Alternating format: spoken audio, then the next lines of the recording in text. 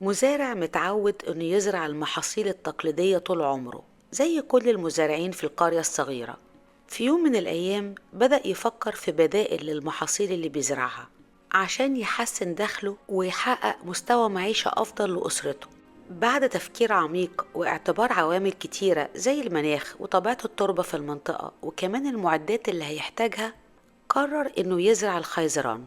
لما المزارعين في القرية سمعوا عن الموضوع سخروا منه واستنكروا فكرة التغيير، وده لأنهم بيزرعوا نفس المحاصيل من أجيال ومش شايفين أي سبب يستدعي التغيير. لكن المزارع ما تأثرش وأصر على قراره، ولما جاء موسم الزراعة وده كان في فصل الربيع التزم بخطته وزرع بذور الخيزران.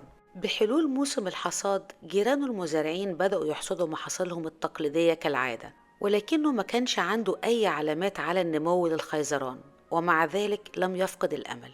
في السنة التانية استمر في العناية بالتربة بكل الحب والاجتهاد، على الرغم إن ما كانش فيه أي تغيير أو علامة على إنبات البذور.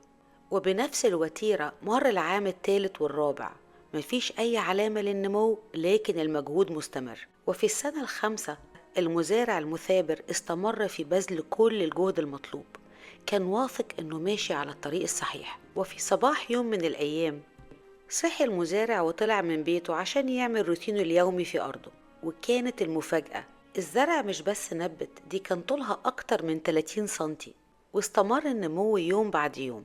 بنهاية الموسم كان عنده غابة خيزران في منتهى الجمال. إزاي ده حصل؟ هل ممكن إن البذور تاخد 4 سنين كاملة علشان تبدأ تنبت فوق سطح الأرض في السنة الخامسة؟ ولا كانت بتبني أساس بتنمو تحت الأرض بهدوء وهي بتطور نظام جذور قوي كفاية علشان يدعم النمو الخارجي في السنة الخامسة وما بعدها؟ لو المزارع فقد الأمل ما كانش هيستمر في الاعتناء بأرضه بإيمان وصبر، كانت البذور هتموت من غير ما تشوف النور ومن غير ما يحصد ثمرة مجهوده وإخلاصه على مدار السنين. قصة مزارع الخيزران بتفكرنا إن في بذور بتاخد وقت أطول علشان تنمو، لأنها في البداية بتقوي جذورها تحت الأرض، وده معناه إن الصبر والإصرار هما المفتاح. مش بس كده، الوقت اللي بيظهر فيه الثمار كل التعب بيتنسي وبيتبدل بالرضا والفخر. القصة دي بتفكرك أو بتفكرك بحاجة كلنا مرينا بتجارب فقدنا فيها الأمل والتطلع للمستقبل، علاقة زوجية أو مشروع تجاري أو وظيفة، ولكن كلنا عارفين إن ربنا سبحانه وتعالى أكيد هيعوضك ويعوضك خير على أي مجهود.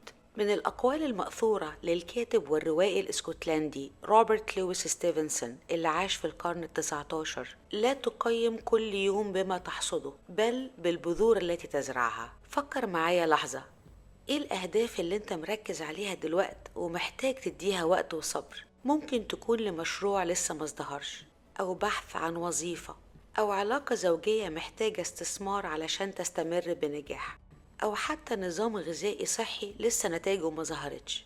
النجاح هنا مش عشان تثبت لحد أي حاجة، النجاح أولا لنفسك ولتحقيق أحلامك، وأكيد علشان تسعد الناس اللي يهمها النجاح ده. هل آراء الآخرين دايما مناسبة؟ في مقولة شهيرة بتقول one size does not fit all، بمعنى مقاس واحد لا يناسب الجميع.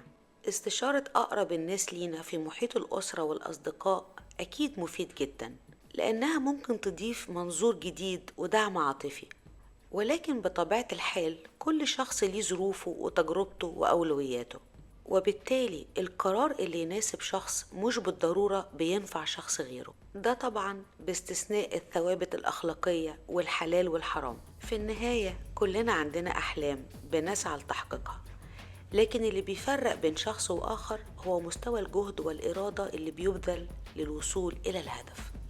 بتمنى لكم كل التوفيق والنجاح.